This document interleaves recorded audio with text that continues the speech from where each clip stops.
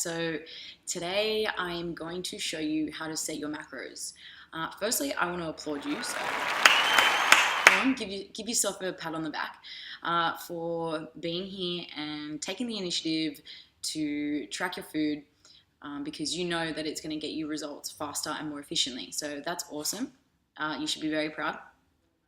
And that's the reason I'm making this resource, because a lot of you probably know what you need to do, but don't really know how to do it. So this tutorial is going to give you the how-to when it comes to setting your macros, and it's going to get you one step closer to reaching your goals more efficiently. So let's get started.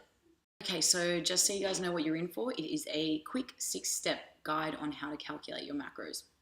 Step number 1, you're calculating your BMR. Now, your BMR stands for basal metabolic rate, and basically it's just referring to how many calories your body would need to survive if you were in, say, a coma. Let's hope that doesn't happen.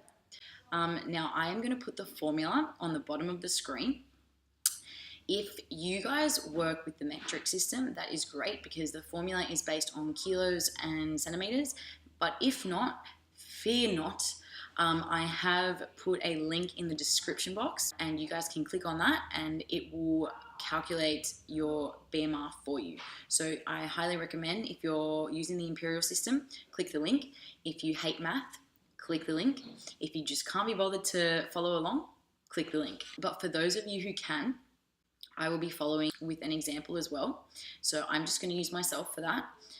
So the first part of the equation is 10 times your body weight in kilos. So I'm going to do 10 times 58.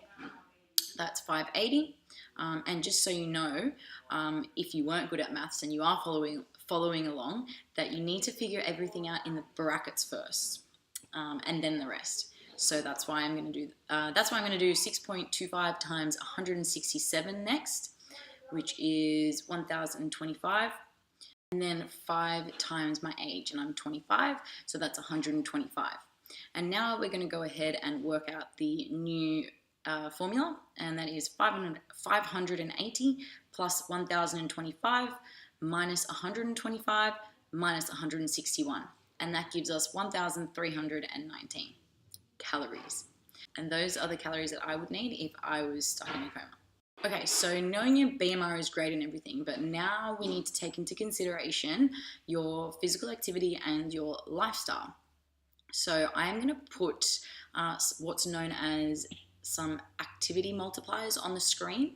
And basically what you need to do is you need to figure out, just roughly, it's just an estimate, which one applies to you. So because I work out usually 3 days a week, and I've got a pretty sedentary job, I'm going to choose the multiplier 1.4. So then I'm going to multiply my BMR, so 1,319 by 1.4, and that gives me 1,847 calories. And these calories are what's known as my maintenance calories. So if I just wanted to maintain my weight, that's what I should eat. Okay, so moving right along to step 3, and now we need to add or subtract calories from your maintenance depending on your goals. So for the sake of this example, and also because I'm actually going through a cut right now, I am going to set a deficit. So I want to lose fat, which means I need to subtract some calories. Now, the way I figure this out is I subtract between 10 to 25% of my maintenance calories. The higher the percentage, the more aggressive the diet will be, but that doesn't always mean it's going to be better. Yes, you'll see more results. Yes, you'll see more fat loss quicker, but it doesn't necessarily mean that it's going to be sustainable. So generally, I stick around the 15% mark. So then I'm going to go 1,847 times 0.15, and that gives me 277 calories. Then what I want to do is I want to subtract that number from my maintenance, and that is going to give me 1,574. Okay, so step 4, once you've got your starting calories, you can go ahead and start figuring out your macros. Now, the first macro that we want to set is protein. We want to set it first because, of course, to build muscle, we need protein. But also when you're in a dieting phase, protein is really important to retain muscle. So that's why we set it first. Let's keep things simple and set it at 2 grams per kilo of body weight. That is going to bring my protein target to 116 grams. Now, as we know, 1 gram of protein has 4 calories. So to translate that gram figure of 116 into calories, we just multiply it by 4. Awesome. So now we've set protein. The next macro we want to set is fat. So that brings us to step 5. We set fat next because fat is really important for a whole lot of reasons, but primarily it is going to keep your hormones in check. So in order to do that, there is a minimum that we want to meet of fat in our diet, and that is typically between 25 to 35%. Again, I like to stick in the mid-range, so I'm going to go with 30%, and that is 30% of total calories. So if I go 1,574 times 0.3, that's going to give me 472 calories from fat.